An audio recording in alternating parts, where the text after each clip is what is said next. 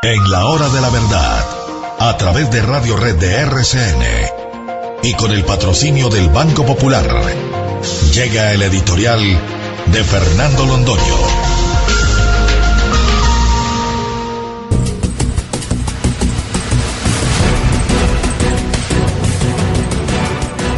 Decíamos ayer que Colombia está viviendo una crisis moral sin precedentes que tiene una expresión fundamental y clarísima en el reparto de la mermelada, que no es otra cosa que el reparto de todo el presupuesto nacional entre los grupos y las personas que conforman eso que llaman la mesa.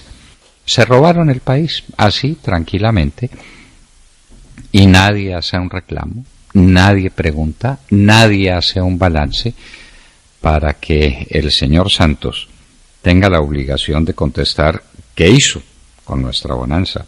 Es que fueron muchas decenas de miles de millones de dólares. Si usted hace la cuenta de 1 millón de barriles de producción que dejó instalado el presidente Álvaro Uribe, por $100 para no hacer difícil la cuenta, y lo multiplican por 365, eso les da cerca de 40.000 millones de dólares al año.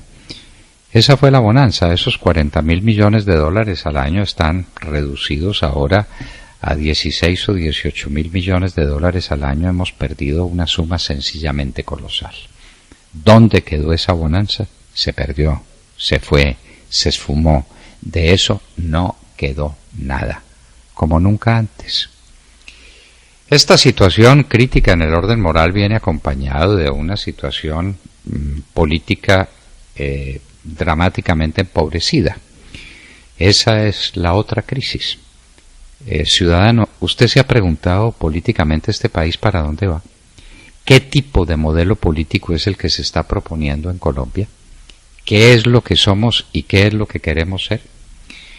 Pues supuestamente aquí estamos en una economía de mercado y estamos en una democracia representativa, y resulta que eso no es así. La democracia representativa no existe porque las elecciones se las roban desde la Registraduría Nacional del Estado Civil, que ha tenido como instrumento de manejo nada menos que a Smartmatic, contratado nada menos que por Thomas Gregg & Sons, es decir, por el presidente Santos. ¿Cuáles garantías ha tenido la oposición? Ninguna. ¿Cómo ha manejado el gobierno nacional el instrumento, la palanca esencial de poder en las sociedades modernas, que es la publicidad, que es la utilización masiva de los medios de comunicación? Sin pudor ninguno, sin pudor ninguno. Recuerden ustedes las elecciones que tuvimos, en las que el señor de la calle salía el domingo, día de las elecciones, haciéndole propaganda a su proceso de paz, que era hacerle propaganda al gobierno, el día de las elecciones, no el día antes. Ese día domingo nos pasaron un partido de fútbol, el que pudimos ver a medias porque las otras medias se las comía el doctor de la calle con sus insípidas proclamas, pero eso es lo que la tierra da y eso es lo que la tierra deja. Entonces, ¿de qué recursos dispone la oposición? De ninguno. Y por eso la izquierda se cansó de ser oposición y se dedicó a ser gobierno. Ahora pues la ficha más dura del gobiernismo es la señora Claudia López. Esto es absolutamente inconcebible, pero así es. Hay alguien que se mantiene en su línea, que mantiene una línea de oposición fuerte, que es el senador Robledo, con quien hemos tenido una muy buena conversación para estos grandes reportajes de fin de año, y el senador Robledo se mantiene en lo suyo. El resto de la izquierda se fue. El señor Petro, el alcalde Petro, es gobiernista y es amigo de Juanpa y está dispuesto a jugarse la íntegra por Juanpa con el propósito de llegar a ser presidente de la República. Entonces, ¿a qué política le estamos apuntando? ¿Qué es lo que somos? ¿Qué es lo que es el partido de la U? El partido de la U tiene unos ideólogos que no son el señor Roy Barreras y el señor Armando Benedetti, y uno no sabe si cuando lo dice lo están tomando en serio o creen que estamos hablando en broma, porque pues ese par de personajes, de ideólogos políticos, son tan poco significativos que ni vale la pena hablar del tema. ¿Qué es el Partido de Cambio Radical y en qué se diferencia el Partido de Cambio Radical del Partido de la U? Pues en nada, absolutamente en nada. En que el Partido de Cambio Radical es una propiedad exclusiva del vicepresidente Vargas Lleras y el Partido de la U es propiedad exclusiva del presidente de la República. ¿Qué quieren? ¿Qué proponen? ¿Para dónde vamos? ¿Cuál es la estructura política que nos quieren dar? Nada, ninguna, en absoluto. ¿Cómo ganan entonces las elecciones?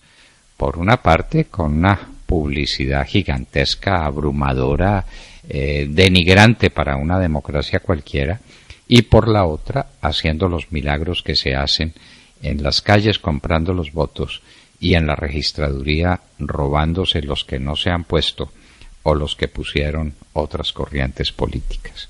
Políticamente el país no tiene nada, políticamente el país no va para ninguna parte.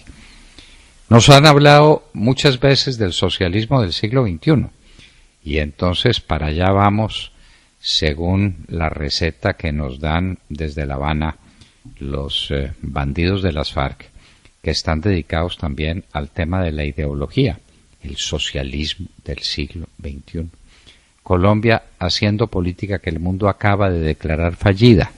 Colombia haciendo la política que le costó tanto a los otros países latinoamericanos que la propusieron y que están en camino de regreso y en un camino de regreso dramático, después de ver arruinadas completamente las naciones que soportaron ese socialismo del siglo XXI.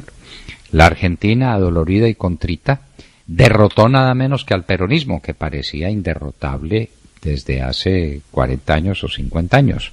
Lo derrotó el señor Macri, partido de centro derecha, y ha encontrado un panorama desolador. A la Argentina se la robaron y ese es uno de los países más ricos del mundo. La capacidad de generación agrícola de Argentina, de producción agrícola de Argentina, es de las mayores que hay en el universo. Argentina no tiene problema ninguno. Argentina tiene resuelto y con grandes expectativas de crecimiento su cuestión energética. Argentina tiene una composición social maravillosa con una población particularmente ilustrada que le permitiría un proceso de industrialización gigantesco y a grandes velocidades. ¿Qué tiene de eso? Nada. El socialismo del siglo XXI no dejó sino tristezas. ¿Y qué decir de Brasil? Una de las grandes potencias del mundo. Brasil es uno de los países emergentes que pasan de ser emergentes para convertirse en unos países intermedios que en cualquier momento dan el gran salto hacia la modernidad y hacia el desarrollo. ¿Y qué hicieron los partidos del socialismo del siglo XXI con el señor Lula y con la señora Dilma Rousseff? Robárselos y destruirlos.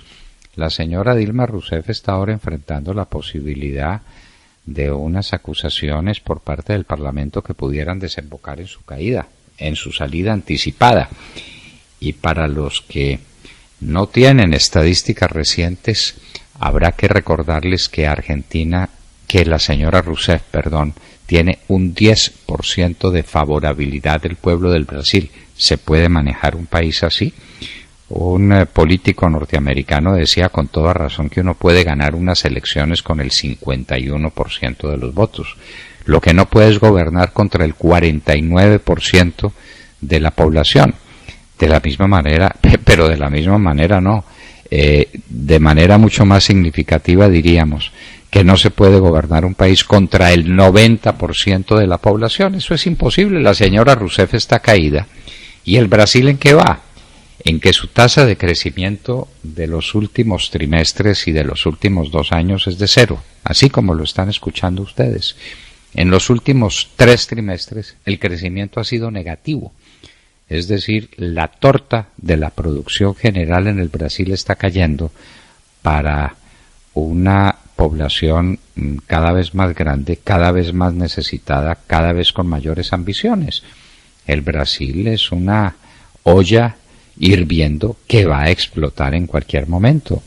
La señora Bachelet ha cogido un Chile en estado de desarrollo, un Chile admirable, un Chile que se distanció de todos los países emergentes del mundo y se convirtió en un estado intermedio, siendo ya un país en vísperas de desarrollo. ¿Y qué le pasa a la señora Bachelet, que tiene a toda la población en contra? En la última cifra que conocemos tenía el 28% de favorabilidad. Con esa favorabilidad tampoco se puede gobernar. Y nos queda el ejemplo dramático de Venezuela, para no ir a Cuba, porque Cuba ya excede todos los límites de la prudencia en materia de análisis político. Venezuela desde hace 17 años estuvo gobernada por un socialista del siglo XXI, por el hombre que siguió los pasos de Fidel Castro, por el hombre que resolvió que se podía producir, pero destruyendo los medios de producción y destruyendo las empresas que producen y cayéndole encima a la gente que tenía alguna idea para producir alguna cosa. Y lo que están viendo ustedes de Venezuela es así, es tan real como lo están viendo. El país más rico de América por sus reservas petroleras, un país que no tiene problemas de ninguna índole, que tiene un campo muy abundante y muy feraz, que lo tiene todo. Tiene hambre física. El problema de Venezuela es el de una crisis humanitaria y de una crisis alimentaria y de abastecimiento sencillamente colosal, hija de estas locuras del socialismo del siglo XXI. Eso es lo que nos están recetando a nosotros. Esa es la política que queremos hacer. ¿Queremos socialismo del siglo XXI? Pues eso es lo que están pactando en La Habana entre el señor Timochenko y el señor de la Calle y el señor Jaramillo. Están pactando el socialismo del siglo XXI. Si ustedes tienen paciencia para leer los documentos que ya han producido sobre los tres temas que parecen resueltos y que no están resueltos tampoco, encontrarán que eso es el socialismo del siglo XXI en marcha.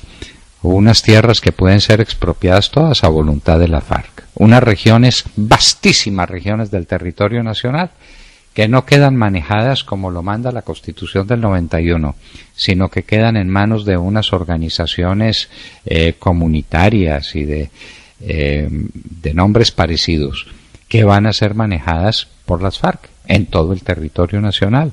¿Para hacer qué? Para destruirlas y para seguirlas conduciendo por los caminos del narcotráfico y de la producción ilegal de oro. ¿Qué es lo que hay en Colombia que permita decir que este es un país de economía liberal? Nada. Aquí la competencia no existe. Aquí resolvieron caerle encima y destruir a las empresas que estaban produciendo algo, como lo hicieron con los ingenios azucareros del Valle del Cauca. Un señor Robledo resolvió practicar esa política de tierra destruida, de tierra desierta. De manera que no estamos haciendo ni economía liberal ni socialismo del siglo XXI, ninguna de las dos cosas a plenitud, sino que estamos escogiendo de las dos lo peor, para que nos permita eso decir que estamos en medio de una crisis política enorme. Aquí no hay otra alternativa que el Partido del Centro Democrático. Es el único que tiene ideas, es el único que tiene consistencia, es el único que las propone. Los 5 pilares del Centro Democrático son los de un partido que no tiene antecedentes en Colombia y que no tiene par en Colombia porque ningún otro partido los tiene. La confianza inversionista, la inclusión social, la seguridad como valor jurídico fundante y que está en la base de todo el sistema, el Estado austero en medio de este Estado derrochón y despilfarrador que es el que tenemos, y la audiencia con la gente, el contacto con la gente. El señor Santos pues ni sabe comunicarse con la gente ni le interesa. Él está hecho es para los grandes salones de la Gran Bretaña y ahora de Colombia, y vive de espaldas a la realidad nacional. El Centro Democrático es la única esperanza que tenemos en medio de este mar de olvido, en medio de esta crisis política que nos deja el año 2015, cuyos adioses ya escuchamos. Acaban de escuchar el editorial del doctor Fernando Londoño en La Hora de la Verdad en Radio Red a las 7 de la mañana, 24 minutos.